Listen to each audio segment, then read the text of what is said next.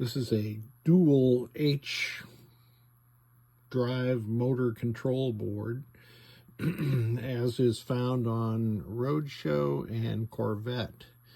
On Roadshow, it drives the two motors in Red and Ted's heads, and on Corvette, it drives the two race cars that go up the right-hand side of the playfield. And I finally figured out what was wrong with it. It took me an excessively long period of time, but there was a 5-watt, 5.6 ohm sand resistor there that had failed. Those things almost never fail. This one did. So I was hunting around with the logic probe trying to figure this thing out. I've got my sort of bidirectional LEDs here. That's 4 LEDs and in 2 pairs, and each pair, one faces the other direction, or the opposite direction from the other one. There's a current limiting resistor there because these things get 12 or 18 volts, depends on the game system.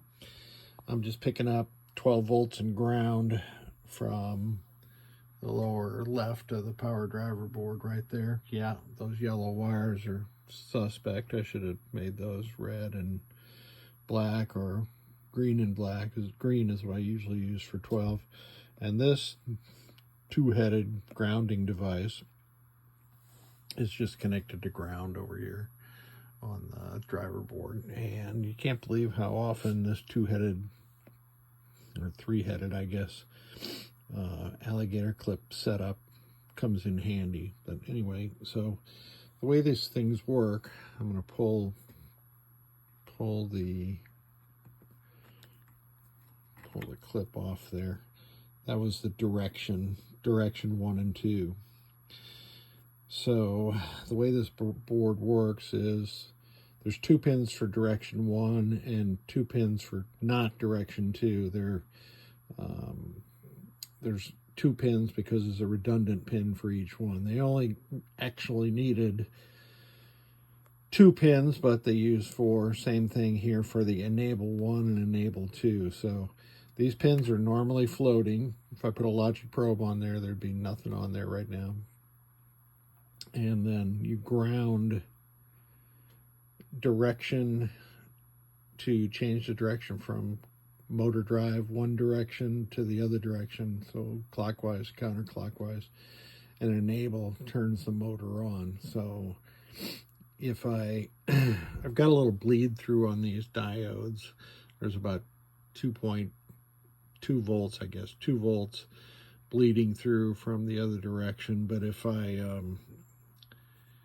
ground the enable for, I'm going to ground the enable for motor channel 1. You can see that LED lights up brightly, and I'm going to ground the enable for motor channel 2, and you can see that one lights up brightly. Now if I use my jumper, I'm going to bridge across direction 1 and direction 2, and watch what happens to the LEDs. They're going to swap. And then if I ground enable 1, that lights up brighter, and I ground enable 2, that lights up brighter. So this board is now 100% working. One of the other things that I did with the board, of course, preliminarily I diode checked all these tip 102s and tip 107s, and they were all fine.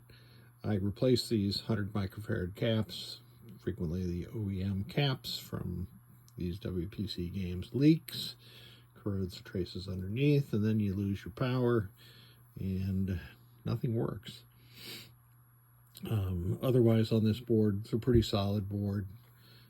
Tip 102s and tip 107s really don't fail that often, and I should say that these sand resistors really don't fail that often, but this one did. Good to go.